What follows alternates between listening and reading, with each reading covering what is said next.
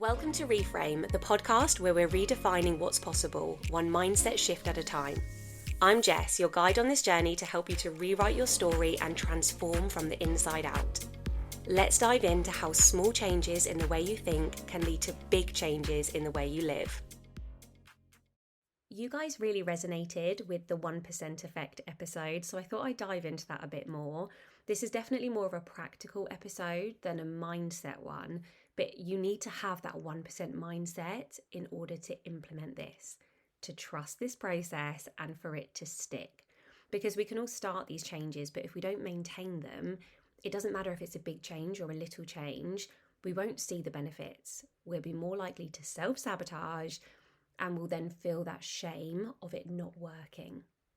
So in the last episode on the Wheel of Life, I mentioned the health wheel that I did, and I've had so many of you message me asking to go into a bit more detail, so that's what I'm going to do.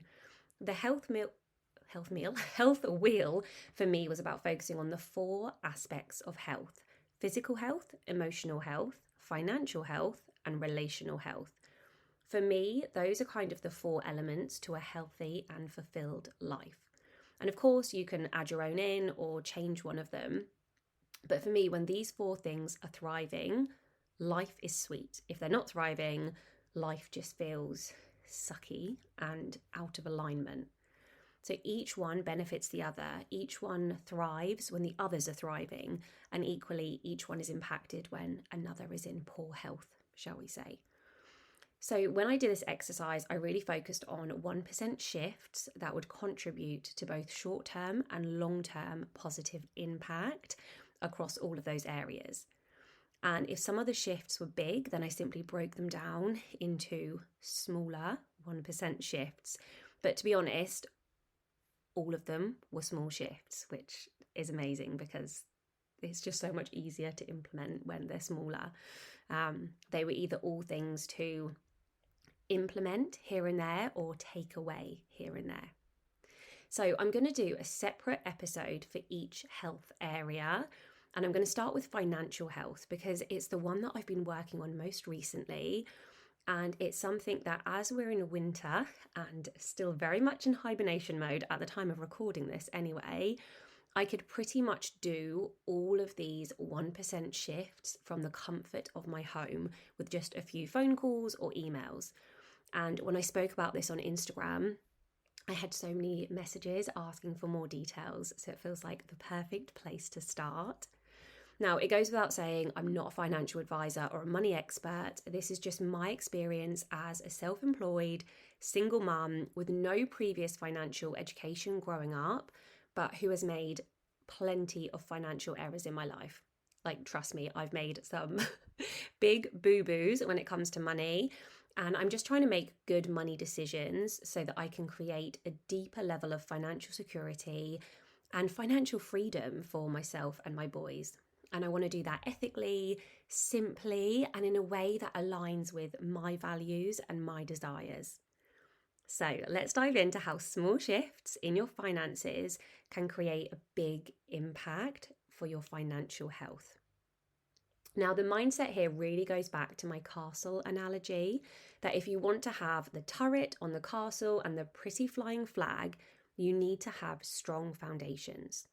And relating that to money, you have the practical side, so knowing your financial situation, what you've got coming in and out, fixing the money leaks, clearing debt that isn't serving you, having good spending habits, living below your means. Those are so important if you want to invest, increase your income, spend more on the things that you want and need.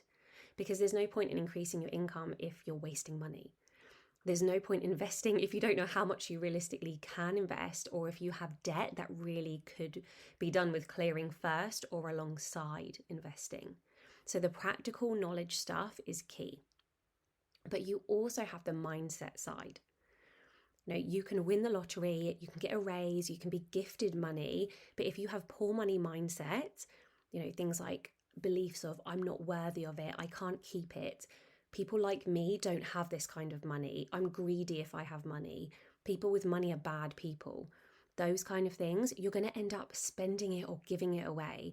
It's called the lottery effect. Lots of people win the lottery and then go broke pretty quickly because they didn't have the belief system, but also the financial knowledge and the financial good habits to keep that money, to grow that money. Okay, so you want to have good money mindset, good money habits, and good money knowledge. So when it comes to the mindset, having a good money mindset allows you to trust in the long game. It allows you to release fear around spending, to release attachments to what you're spending money on, and beliefs around your worth associated with the things that you're spending your money on. And also it helps you to release beliefs on your worth around how much money you earn, how much money you have in your bank. It allows you to be patient, perhaps with investments and income growth. It allows you to save with ease, to receive with ease, to have confidence, to question payments, to say no to spending or to say yes to spending, to negotiate.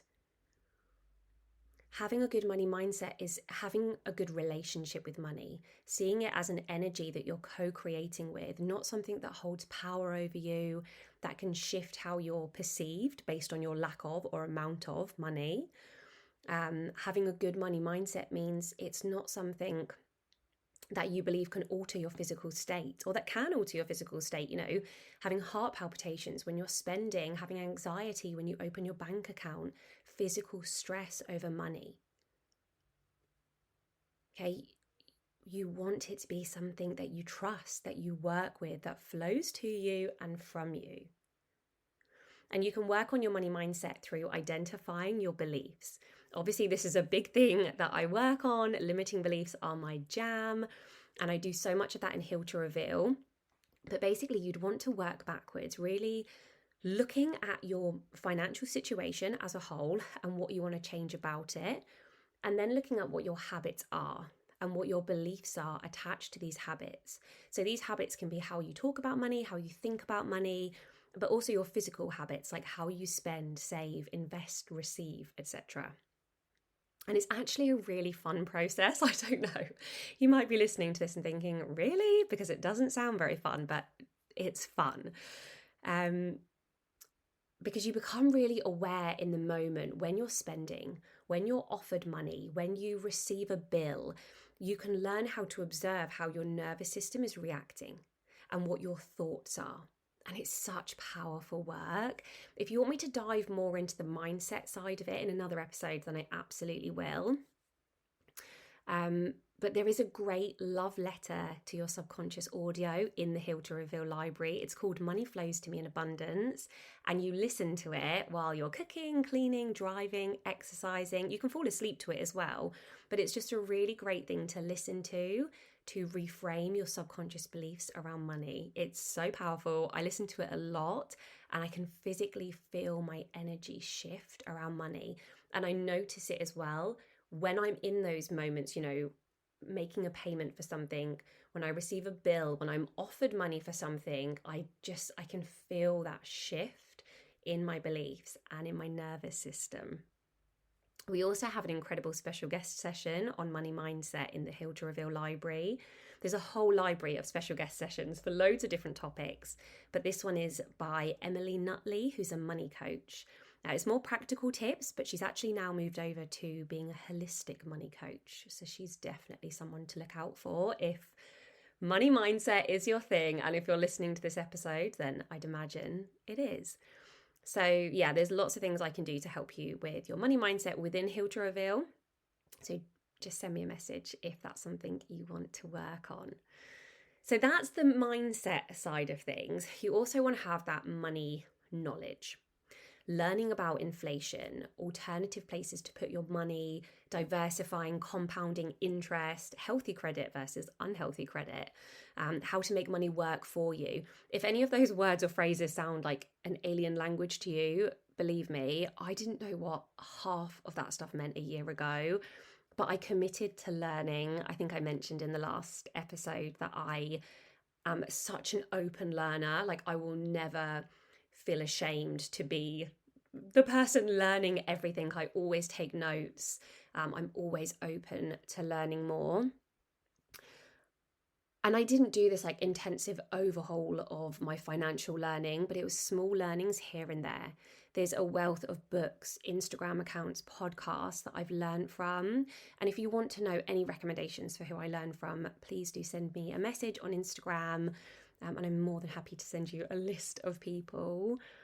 It sounds overwhelming, but if you follow accounts around anything that you want to learn about. So obviously we're talking about money here, but if it's to do with health, or it could be anything like about dogs or knitting or anything, start following accounts and they'll start popping up on your feed, and then you can learn little bits here and there and build on your knowledge 1% at a time.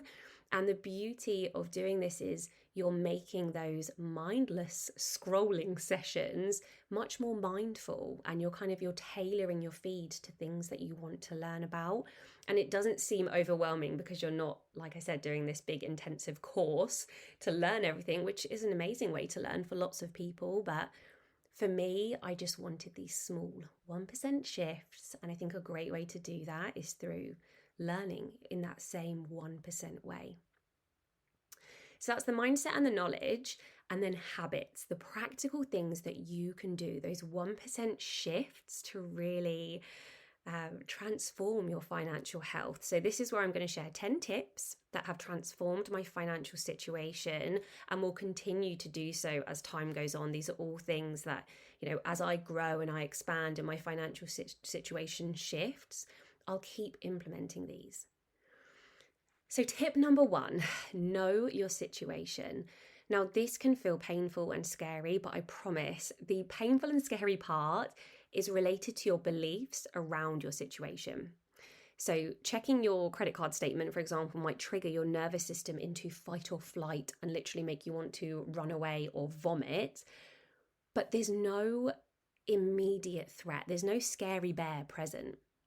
You are safe. You're nurturing your financial health by taking this step. So breathe, light a nice candle, have a cup of tea to hand, and tell yourself, I'm making small changes for my financial health, and I'm so proud of myself for doing so. You want to look at a really zoomed out perspective of where your money is, where it's coming from, where it's going, your different bank accounts, PayPal, cash, credit cards, loans, sources of income. And when you know it, you soothe your nervous system through that awareness because you're able to make a plan. You're able to see it as empowering, exciting. You're taking control. And I promise most of the anxiety is in the unknown, not really knowing what your situation is, how much debt you have, or you've got another bank account, but you can't remember what the PIN number is, so you haven't checked it, or you think you have to pay off this loan, but you're not sure. Most of it is that unknown. And often we fear it's worse than it actually is, and we don't always realize just how much power we have and how much we can shift that with just a few changes. So knowing your situation from the start, having it all laid out on the table, it's such a powerful and important first step. But definitely have those little comforts with you, the cup of tea, light a nice candle, or do it with someone that you trust, someone that you love, that is a non-judgmental person. You could even do it as like a date night with a partner or with a friend and be like, let's just do this both together, and have those nervous system regulation practices, whether that's listening to the subconscious rampage or breath work, tapping, something like that. Number 2, track it. So this leads on really well from knowing your situation. This means knowing your income, your expenses in a bit more detail. So I personally made a spreadsheet and I break it into fixed income, unfixed income, fixed expenses, so like my monthly bills, and monthly but not fixed expenses. And these are budgeted, so things like fuel and food that I pay for every month, but they're not a fixed one. My savings, investments, clearing off debt, etc., I count as monthly fixed expenses because they're all set up as direct debits, and I even have the date that my credit card payments will be done, it'll be paid off, and then that will get taken off that list of my total monthly expenses, which will reduce that amount, or I'll move that amount over into investments and savings. Fixed monthly income and expenses, I have them noted down with the date, what they are, what they show up as on my statement, and how much they are. I have a rough budget for unfixed, monthly, and miscellaneous outgoings, and I just keep an eye on them to see if I need to tweak them. And each month I total it, so that total income and the total outgoings, so I know the difference. And if I can maybe increase my savings or my investments, or if I need to look at decreasing my expenses, increasing my income, etc. So having that first, like knowing my situation first and then tracking it, they work together so nicely. And for me, the main goal of doing this is to reduce my outgoings, increase my income, and really make that money work for me and clear any money leaks as well. Number 3 is to reduce your core spending. So again, this is those foundations of the castle. So you want to look at your main monthly fixed bills, and we want to try and get those down a little bit. This is something that I spoke about on Instagram a couple of weeks ago, and I got so many questions about it. So I used a company called Nous who did all the work for me on some of my bills. So it's a free service. They do the whole process for you, and you just give them the go ahead. So they actually switched my gas and electric, saving me £20 a month, and I got a £126 bonus from the new provider. So I have a link in the show notes that will give you a £50 bonus when you make your first switch with them. Like I said, it's free. It's a free service. They'll get you a cheaper rate, saving you money each month, and you might even get a switching bonus like I did from the new provider.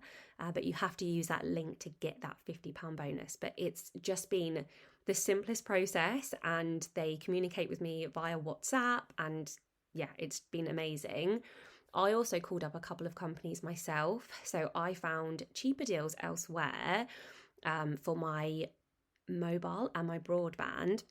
So when I called up to leave, I actually got my mobile phone bill down because they wanted me to stay. So I got my mobile phone bill down by £20 a month, plus I got more data, and I got 6 months free Amazon Prime. And then with my broadband, I got that down by £20 a month, a free month for staying with them, and they gave me a £50 voucher for M&S. So it's so worth browsing. And I know it feels like hassle, but if you can use a company like Nous to do it for you, or if you're happy to call up and do it yourself, those are big savings. Like those have saved me £720 a year just on those 3 things. Number 4, cut unnecessary expenses. So the core spending from number 3, those are the things that you need.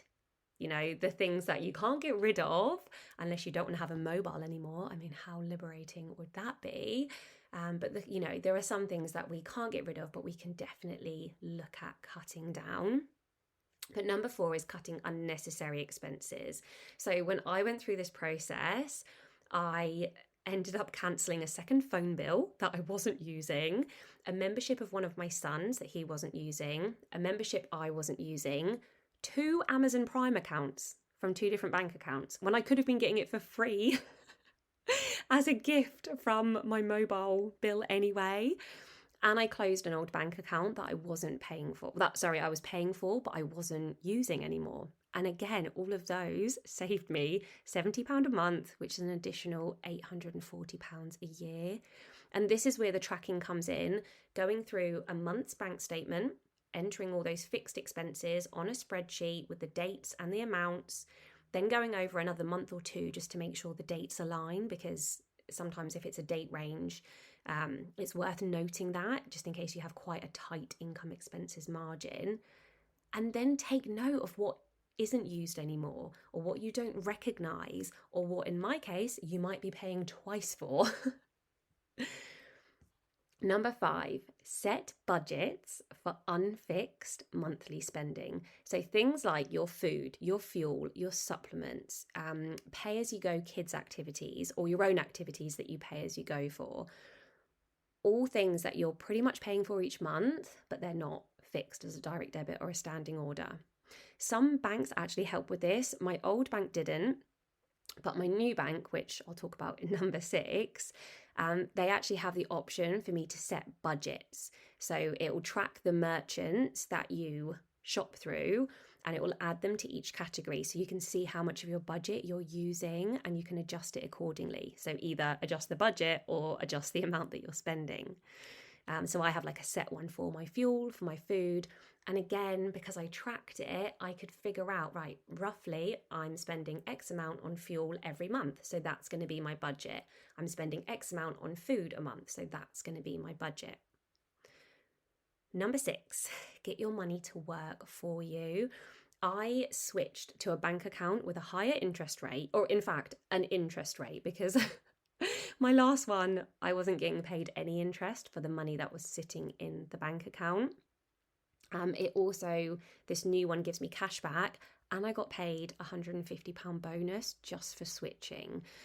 The new bank did everything for me. I didn't have to call a single company to change my direct debit details or standing orders.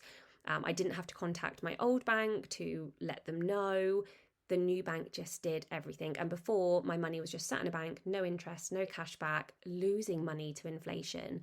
Whereas now, it's small bits, it's those 1%.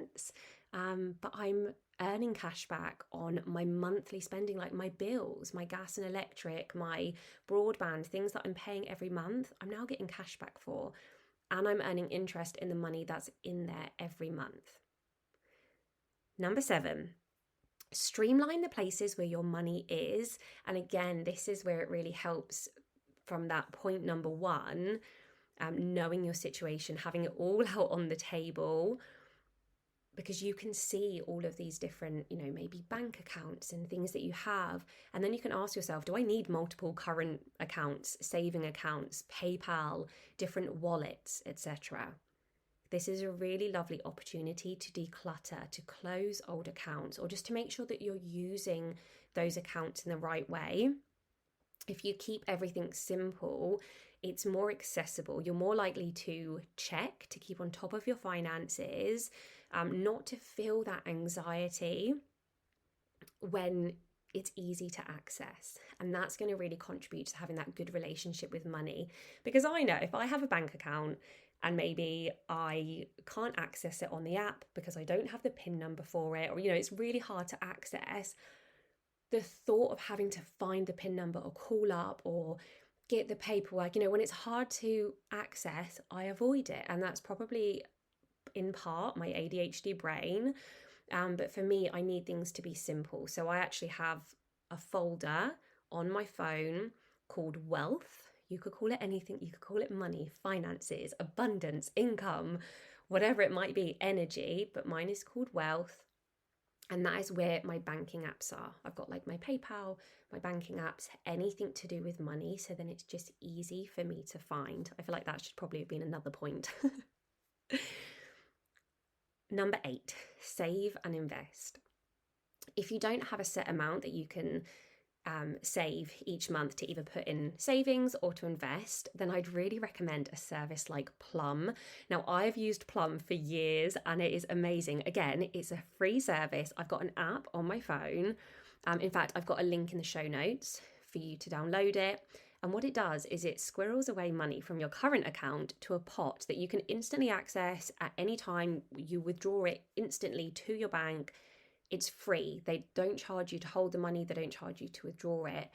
But you can set up these different saving rules.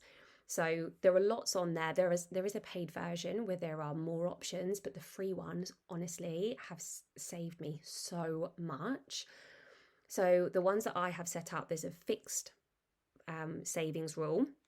I just set that to £5 a week. Again, that is something that I will probably check in maybe in a couple of months' time and just see if that's something that I can increase. But each week it will save £5. There's also an automatic savings rule where it will actually work out based on your income and expenses how much you can realistically save each month.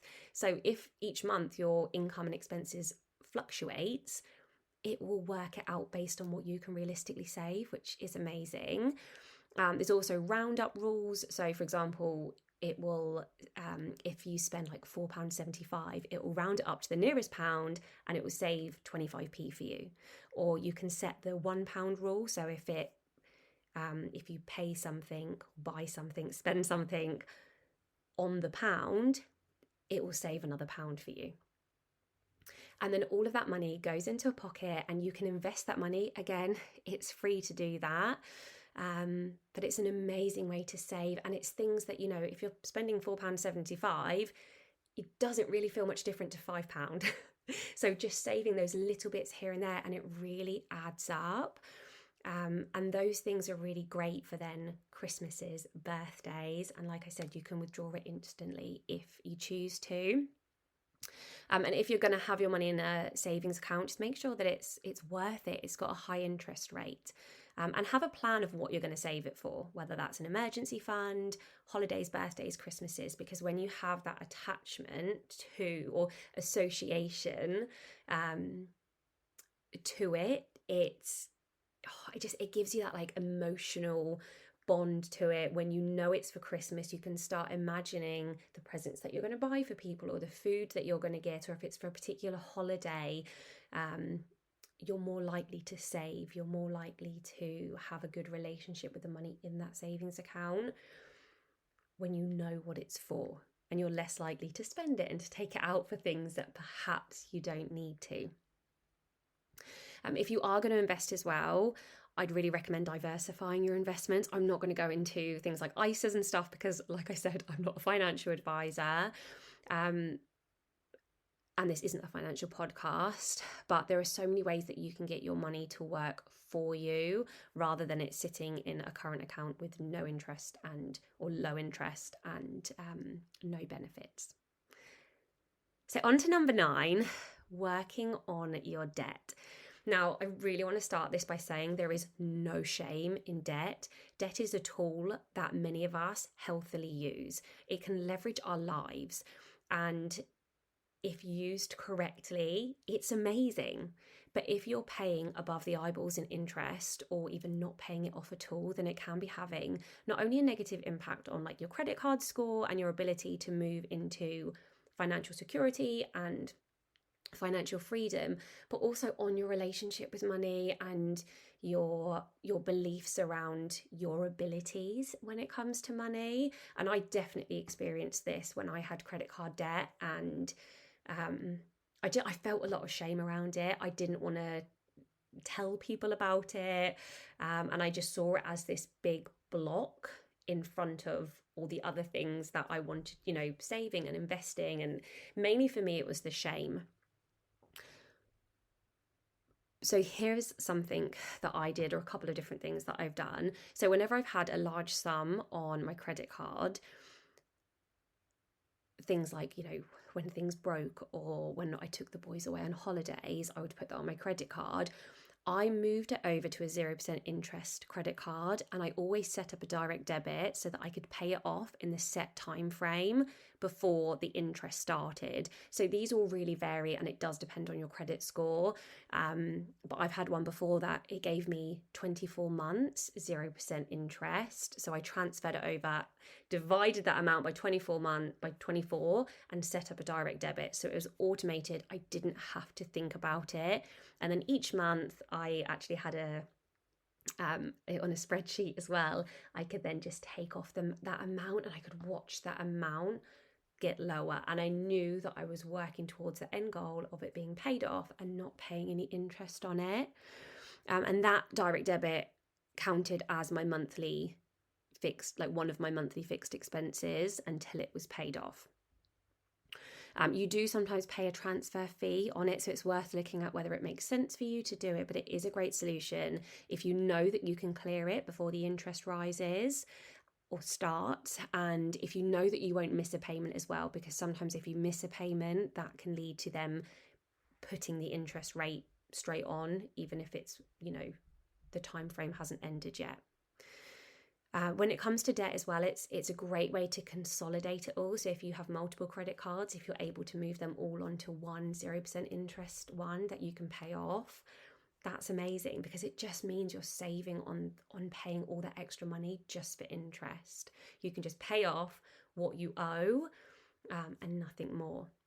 And there's also a lot of techniques that you can use, like the snowball effect, where you pay for that smallest, maybe if you have a smaller amount on one credit card, paying that off first to get it out the way.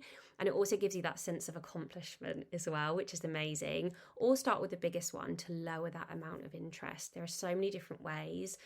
And there are lots of like money advisory websites as well, and like I said, loads of Instagram accounts and podcasts that you can listen to specifically for things like debt, investing, and things like that. And then number 10, if you're in a position to do so, look at overpaying for loans to reduce that interest. So these things aren't always fixed, and if you have the spare money, paying things off quicker to reduce that interest means you'll then have money spare to invest, to save, to spend how you actually choose to. So those are some simple shifts that alone can make a big difference and together can make a really big difference. I'm always so open to learning more about money. So if you have any accounts that you follow or books that you'd recommend, please do let me know. And of course, I'd love to know if you make any changes after listening to this episode. All of these things contributed. They're such small shifts, but they have really transformed my financial health. Not only my mindset, but the amount of money, I've been able to reduce my expenses, increase the money that I'm saving, making my money work better for me. And in turn, all of those practical habit changes and the more knowledge that I have is improving my mindset. They all work together. Having a more positive and healthy financial mindset improves my ability to learn more on my financial knowledge and to implement those financial habits. Implementing those habits is helping me to learn more and increase my knowledge and have a more positive mindset, and increasing that financial knowledge is helping with the habits and the mindset. So they all work together so nicely. But remember, money is an energy. You have the power to shift your beliefs around it, your relationship with it, to grow your knowledge and to implement those positive habits that serve you 1% at a time. If you've listened to all of this and think, oh, that's so much to do, or it's overwhelming, just pick one. Start with just, contacting NOWS and seeing if you can get some of your bills taken down, or just start by writing down all of your expenses. That can be like your first 1% shift. Or it might be that you start following some financial accounts on Instagram. Remember, it's these 1% shifts that make such a huge difference and really shift the trajectory of your life. So like I said, the link to NOWS and to Plum as well are in my show notes. They're also in the link in bio on my Jessica AV UK Instagram account. So make sure to check those out. They're free. And if they can help, it's so worth it. But I'm looking forward to recording the next episode on this 4-part Health Wheel series. Let me know which one you would like to listen to next. So there's physical health, emotional health, and relational health. And thank you for listening. Until next time.